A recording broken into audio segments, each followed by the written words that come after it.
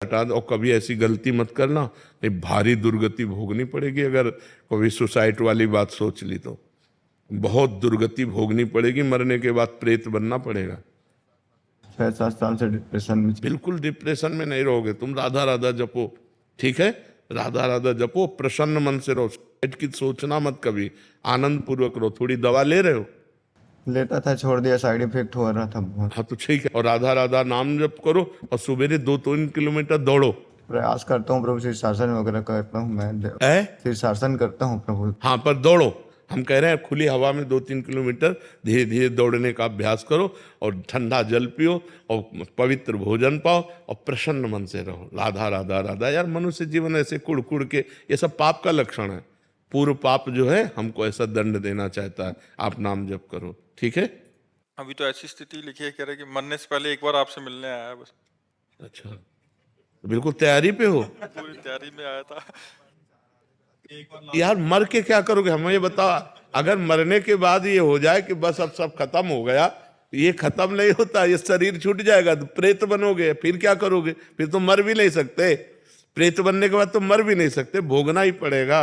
इसलिए विचारों के भी बहुत तीव्र आते थे प्रभु, इसलिए आपके श्री चरणों। नाम जप करो, विचार की जगह नाम जप करो। राधा राधा राधा राधा बोलो, राधा राधा। बस बस, आप चिंता न। और जब फिर मरने का इरादा आपको हो ना, तो हमसे मिल लेना आके जरूर। अपने किसी गलती से भागना नहीं चाहता, अपने शरीर को मैं खत्म करना नहीं चाहता प्रभु, इसलिए आपके श्री चरणों में आया हूँ प्रभु। नहीं ऐसे ये बहुत बड़ा पाप है बच्चा, शरीर को खत्म करना बहुत बड़ा पाप है। माता पिता के प्रति अपने कर्तव्य का पालन करना, हाँ, भागना नहीं चाहता प्रभु, अपने जीवन से किसी समस्या से हारना नहीं चाहता। नहीं नहीं बिल्कुल मत हारो, हम तुम्हारे साथ हैं, ठीक है? हाँ सुनो, बिल्कुल निराश मत हो, ठीक है? अंदर से मजबूत बनो, निराश मत हो। राधा राधा नाम जप करके तुम देखना, आज के बाद तुम देखना तुमको कितना फायदा मिलता है, ठीक है? और प्रसन्न रहो जी।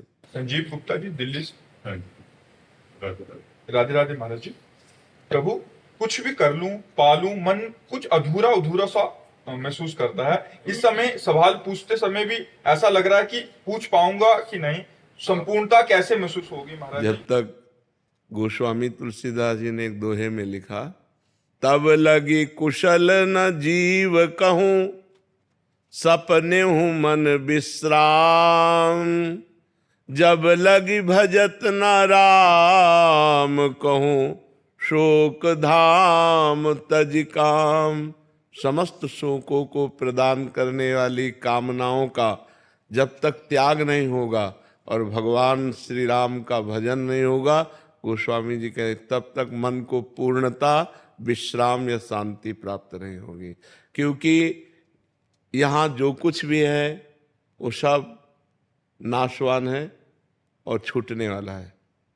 बड़ा भय लगता है नहीं? बड़ी मेहनत की कमाई से घर बनाया, बड़ा मेहनत करके सब सजाया, रिश्ते नाते संबंध सब, और एक मिनट में शरीर छूटा कि सब छूट गया।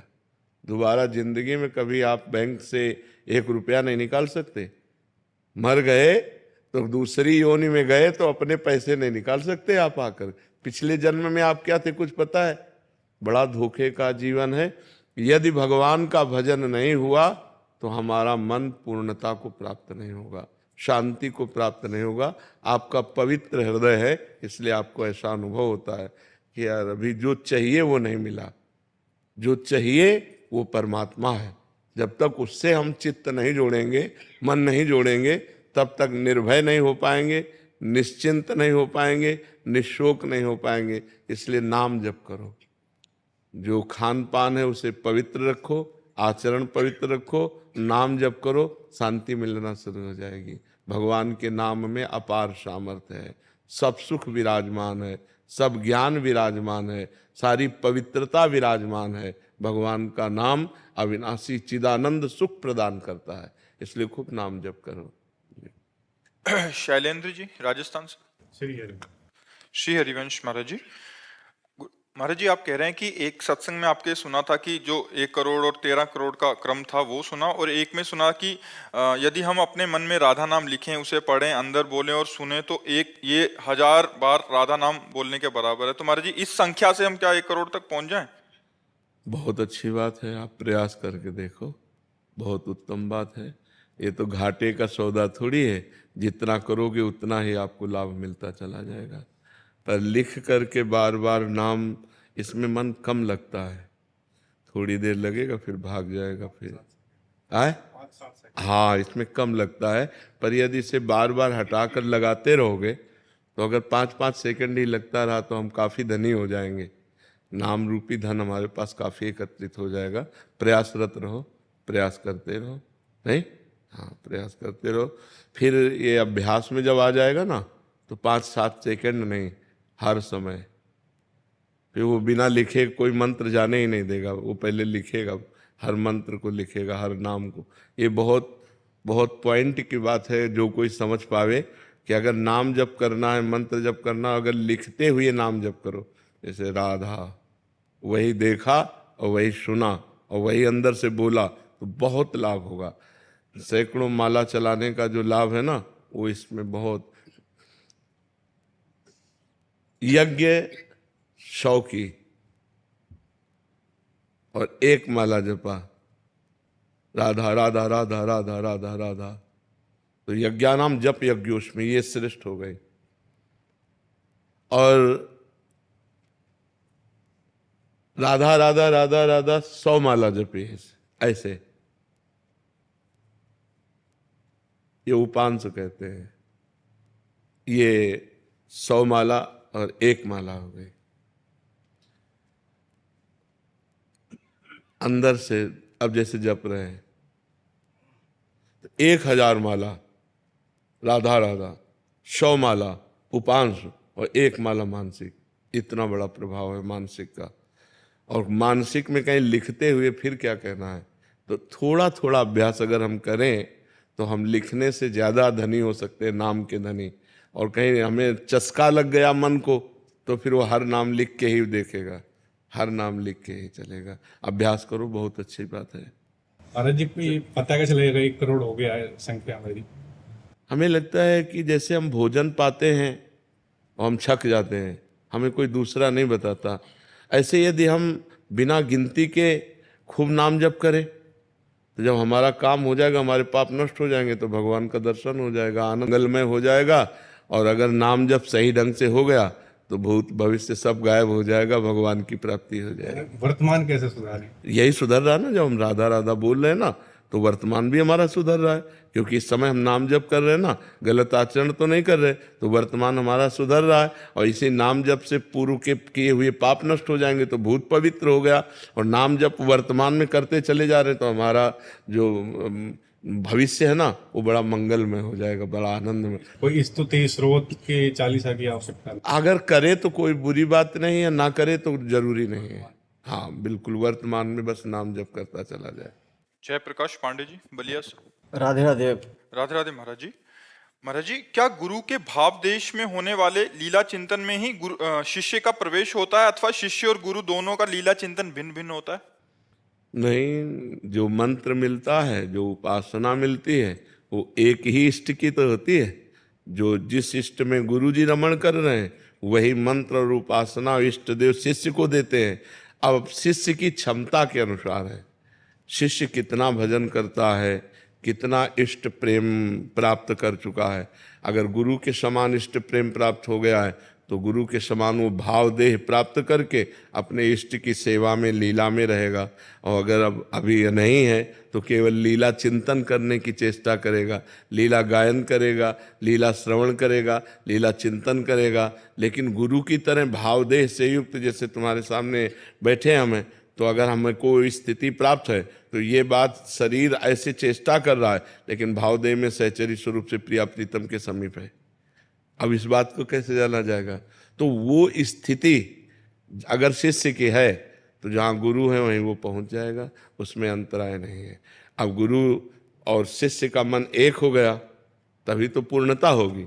जब गुरु शिष्य का मन, तो गुरु के मन में स्फुरित हो रहा है कि श्री जी इस समय वन विहार कर रहे हैं, तो शिष्य के हृदय में स्फुरित होने लगा श्री जी वन विहार कर रहे हैं। शिष्य कोई पद गा रहा है, मन एक है, गुरु जी उसी लीला में डूब गए। कोई पद गा रहे, शिष्य उसी लीला में डूब, क्योंकि शिष्य और गुरु कहने को दो हैं, अब एक मन वाले हो गए। मन एक हो गया ना, शिष्य ने अपना मन गुरु को दे दिया, गुरु का मन शिष्य का मन हो गया। अब तो जोई जोई प्यारो करे सोई मोई भावे। पर ये ऊंची स्थिति बहुत समर्पण के बाद आती है। अभी अपने को गुरु मंत्र, नाम, वाणी जी का पाठ, ठाकुर सेवा की चिंता कि इस समय में ठाकुर जी को जगाना है, इस समय ठाकुर जी को भोग लगाना है, इस समय ठाकुर जी की आरती करनी, ठाकुर जी को ऐसे, ये चिंता, ये हमारे अंदर चिंता होनी चाहिए। ठाकुर सेवा की चिंतन, नाम का, गायन वाणी जी का, लीला का, जहाँ तक भाव बने तब बने, नहीं तो नाम वाणी में लगा रहे तो लीला चिंतन प्रारंभ हो जाता है। पर गुरु की स्थिति और शिष्य की स्थिति एक हो जाए तब लीला चिंतन एक होगा, तब तक भिन्न भिन्न होगा। जब एक स्थिति हो गई तो जो उधर चल रहा है वो उधर चल रहा है। समझ पा रहे हैं आप? वंदना गुप्ता जी। राधे राधे महाराज जी।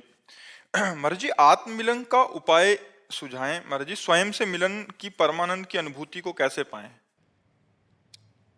एक तो है ज्ञान मार्ग, किसका प्रश्न है? ज्ञान मार्ग जिसमें बहुत कठिन है, मतलब बहुत कठिन है। लोक परलोक के समस्त भोगों से वैराग्य, सत असत का विवेक, इंद्रिय विजयी, मन विजयी, तितिक्षाशील, बहुत कष्ट सहने वाला और श्रद्धापूर्ण शास्त्र गुरु में, और समाधान चित्त का परमात्मा के चिंतन में निरंतर मुमुक्षुता। अब मुझे मुक्त होना है।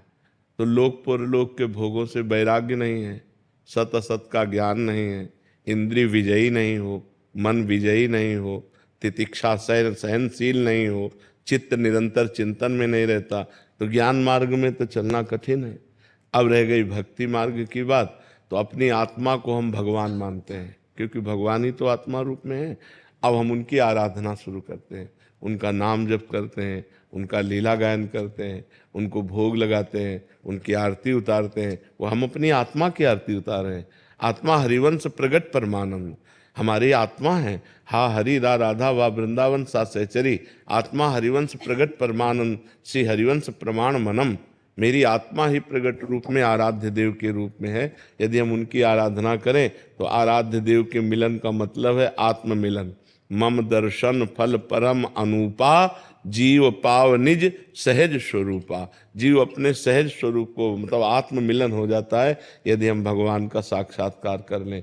तो भगवान के साक्षात्कार के लिए साधन करो, भगवान की लीला कथा सुनो, भगवान का नाम जप करो, भगवान की सेवा करो, भगवान के भक्तों का सत्संग सुनो, तो हमारी भक्ति बढ़े। और जब जैसे जैसे भक्ति बढ़ेगी वैसे वैसे दोष दुर्गुण नष्ट होंगे, हमारे हृदय में प्रेम प्रकट होगा, और जहाँ प्रेम प्रकट हुआ भगवान का मिलन हो जाएगा। बिना प्रेम के भगवान का साक्षात्कार नहीं होता। जी। साहिल कौशिक जी लुधियाना से। हरि हरि बोल।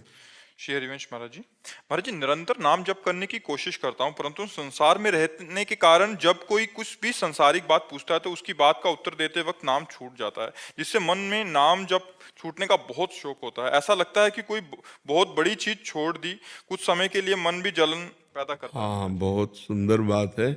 बहुत तद्विस्मरणेन परम व्याकुलते थे, जरा सा विस्मरण होने पर परम व्याकुलता जागृत हो जाए, बहुत उत्तम बात है। और अगर थोड़ी हम सावधानी रखें तो बात करने पर भी हम नाम जप कर सकते हैं।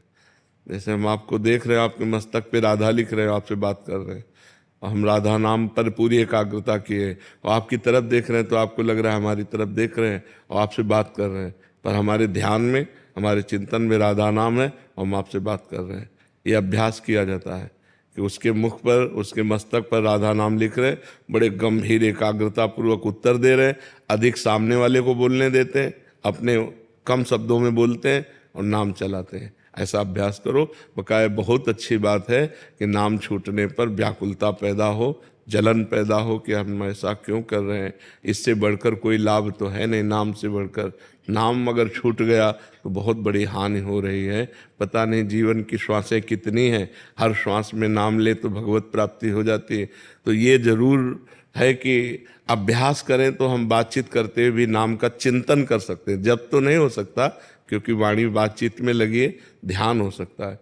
जैसे हम दो कार्य एक साथ कर रहे हैं, सत्संग सुन रहे हैं और अंदर अंदर कुछ और चल रहा है। देखो, अंदर अंदर सबके कुछ और चल रहा है ना। जहाँ और चल रहा है, अगर वहाँ नाम चलने लगे तो बाहरी क्रियाएं संसारिक होते हुए भी भजन निरंतर चल सकता है। तो अभ्यास करो, अभ्यास दृढ़ करो।